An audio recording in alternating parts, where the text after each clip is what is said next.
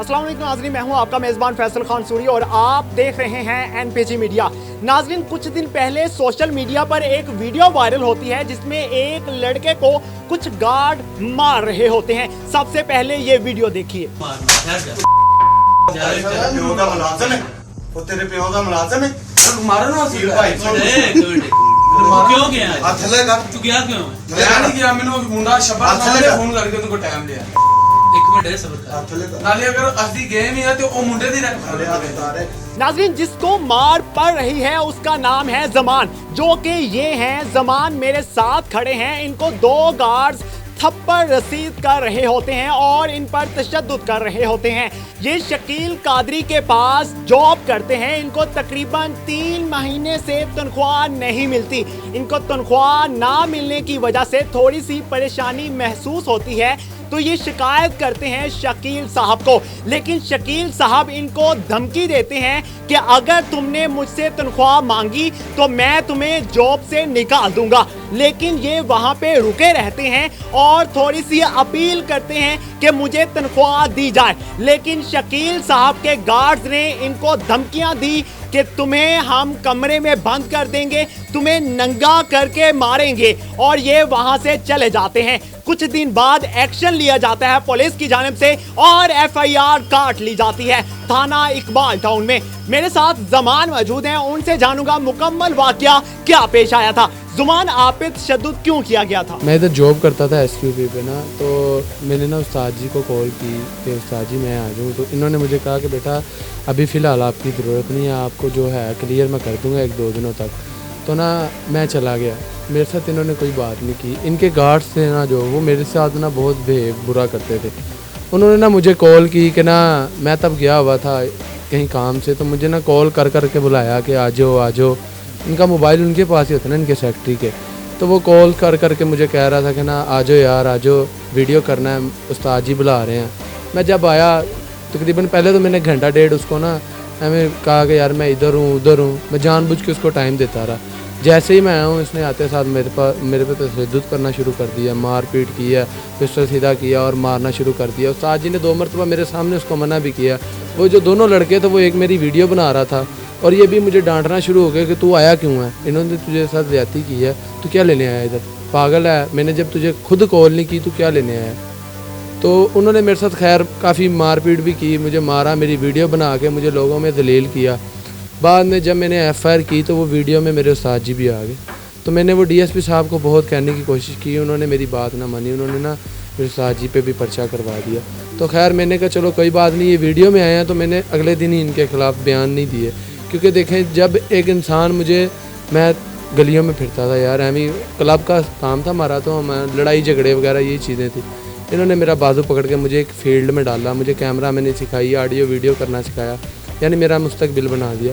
तो उन्होंने तो मेरे साथ कभी भी कुछ बुरा नहीं किया। तो मैं जमान, क्या गार्ड्स के साथ कोई ज़ाती दुश्मनी थी आपकी, या उन्होंने कादरी साहब के कहने पर आप पे तशद्दुद किया था? उस्ताद जी के कहने पे नहीं था किया, उन्होंने ना मेरे साथ वैसे उनको दुख था कि मैं काम सीख गया हूँ, उनके साथ ही आया था तो मेरे से पहले ही वो थे। तो उनको यही रंज था कि उस्ताद जी ने मुझे ये चीज़ें सिखा दी हैं, मुझे 4 पैसे आने लग पड़े हैं जेब में, मेरी तनख्वाह ज़्यादा हो गई है। उन्हें यही चीज़ का दुख था कि ये बाद में आके अपनी जगह लोगों में बना रहा है, मेरा कॉन्टैक्ट बन रहा है लोगों के साथ, बस इसी चीज़ का दुख था उन्हें, और वो इसी बात का गम मेरे पे निकालते थे। जब गार्ड्स ने आपको धमकियां कौन कौन सी दी थी? वो मुझे वीडियो सेंड करता था असले की, मैं तुझे मार दूंगा अगर तू दोबारा इधर आया, हमारे सामने भी आ गया हम तुझे मार देंगे। मेरी गली के बाहर आके हल्ला गुल्ला करता था, पिस्टल वगैरह लेके फायरिंग कर दी, कभी उधर आके धमकियाँ दे दी कि तू निकल बाहर, तुझे मारूंगा। मैंने उस्ताद जी को 2-3 मरतबा बताया था, इन्होंने उनको डांटा भी था कि यार तुम क्यों उसे बिला वजह तंग करते हो। फिर वो नहीं बात आते थे, वो इधर से कहते थे हम छोड़ देंगे, फिर भी तुझे नहीं छोड़ेंगे, अगर हमें ज़्यादा हमारे बॉस निकाल देंगे ना तो हम फिर भी तुझे नहीं छोड़ेंगे। अब भी वो मुझे धमकियाँ देते थे। मैंने उनके ख़िलाफ़ अभी भी एफआईआर की थी, फिर उनके घर वालों ने माफ़िया वगैरह मांगी, मैंने फिर मैंने कहा जमान, ये शकील कादरी के गार्ड्स थे, अगर शकील साहब का उन पे कंट्रोल नहीं था तो उन्होंने ये गार्ड्स रखे ही क्यों हुए? उनका कंट्रोल है था, वो वैसे ना लड़का बहुत बदतमीज़ है, उसको उसी दिन ही निकाल दिया था। लेकिन वो सिर्फ इसी गम से ना कि मैं ये काम सीख गया हूँ, ये मेरी लोग इज्जत करने लग पड़े हैं। हर बंदे की तो मैं वीडियो करता था, मैं यानी आप हमारा चैनल खोल लें, उसके नीचे मेरा नाम आना शुरू हो गया था। उनको यही चीज़ नहीं थी पसंद। और हर बंदा मेरे से डायरेक्ट होना शुरू हो गया था कि यार ये बच्चा अच्छा काम करता है। मेरे उस्ताद जी ने मेरे पे मेहनत ही बहुत करवाई थी कि यानी मुझे कैमरा दे दिया, मुझे ये चीज़ें दी कि बेटा ये ले, तुझे किसी चीज़ की ज़रूरत हो मेरे से ले, यानी मेरी हर चीज़ का उन्होंने ख्याल रखा था, मुझे टाइम से पहले काम सिखाया। ज़मान, जैसे ही आपकी वीडियो वायरल होती है तो पुलिस की जानिब से फौरी एक्शन लिया जाता है। पुलिस ने FIR काटी और उसके बाद शकील साहब पे और गार्ड्स पे क्या एक्शन हुआ, क्या सज़ा मिली उनको? इनको सबको हवालात में बंद कर दिया गया और वो DSP साहब ने कहा कि मेरे से जितनी आपके ख़िलाफ़ कार्रवाई होगी, तो मैंने मौके पे उन्हें कह दिया, मैंने उनको कह दिया कि सर मेरे उस्ताद जी का कोई गुनाह नहीं है, उन्होंने तो मेरे साथ कभी भी कुछ बुरा नहीं किया और ना चाहा उन्होंने वो मेरे हक़ में ही होते हैं, तो मुझे क्या ज़रूरत है मैं उनके ख़िलाफ़। ये दोनों ने मेरे जुर्मदार हैं, आप इन पे करें। उन्होंने बात ही नहीं मानी, उन्होंने फिर गुस्से से आके ना, वीडियो के गुस्से से, फिर कोई फ़ोन आया उनको मेरे ख़िलाफ़ किसी जो गार्ड्स में से ना, उन्होंने एक एप्लीकेशन की, तो वो DSP साहब के सामने ही फ़ोन आ गया। उनको उस बात का गुस्सा लगा कि पता नहीं वो इन्होंने फ़ोन करवाया मेरे उस्ताद जी ने, तो इसी वजह से उस गुस्से से ना उन्होंने इनको भी अंदर हवालात में बंद कर। आप मुझे गार्ड्स के नाम बता सकते हैं? आसिफ भट्टी और रमज़ान। ये दोनों कितने साल से यहाँ पे ड्यूटी कर रहे हैं? ये 4-5 साल से तकरीबन इधर। रमज़ान है जो वो 7-8 साल से कर रहा है, जो आसिफ है उसे 3-4 साल हो गए हैं। और आपको इस फील्ड में कितना अर्सा हो मुझे गया? 2 साल हो गए। 2 सालों में कितनी दफ़ा अनबन हुई थी आपके साथ? हमारी तकरीबन हर हफ्ते बाद 1-2 मरतबा हो जाती थी।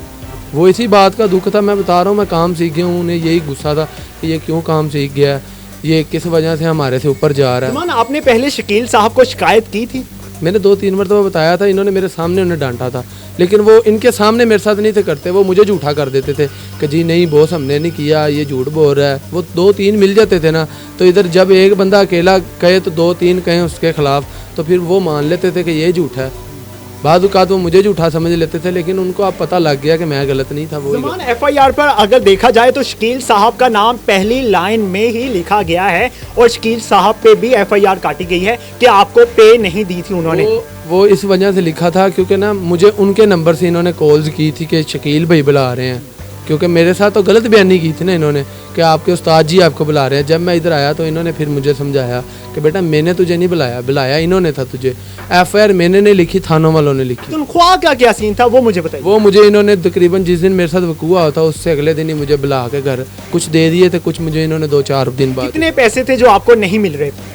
35,000 रुपया था, 30-35 हज़ार रुपया। अभी आपको कितने मिल चुके हैं? मुझे सब मिल गए हैं और उसके अलावा मुझे एक्स्ट्रा इन्होंने दिए थे कि बेटा मेरे से गलती हुई है, मैंने तुझे लेट दिए हैं, तो वो कोई इशू नहीं तनहा का, तो उन्होंने मुझे उसी टाइम ही क्लियर कर दिया था। बिल्कुल, ज़मान जैसे वाक़यात हमारे माशरे में बढ़ते ही जा रहे हैं, जिस तरह से ज़मान पे उनके गार्ड्स ने तशद्दुद किया, इसी तरह जहां कोई भी बच्चा या बड़ा कोई भी जॉब करता है या मजदूरी करता है या वर्कशॉप पे काम करता है, तो इसी तरह के तशद्दुद बहुत ज़्यादा सामने आना शुरू हो चुके हैं। अगर आप पे पहली दफ़ा ही आप पे हाथ उठाया जाए या इस तरह की कोई धमकी दी जाए तो फौरी थाने जाकर राब्ता करें, पुलिस आपका साथ ज़रूर देगी। इसी तरह की मज़ीद स्टोरीज देखने के लिए हमारे चैनल को सब्सक्राइब कर लीजिए। मुझे दीजिए इजाज़त, अल्लाह निगहबान।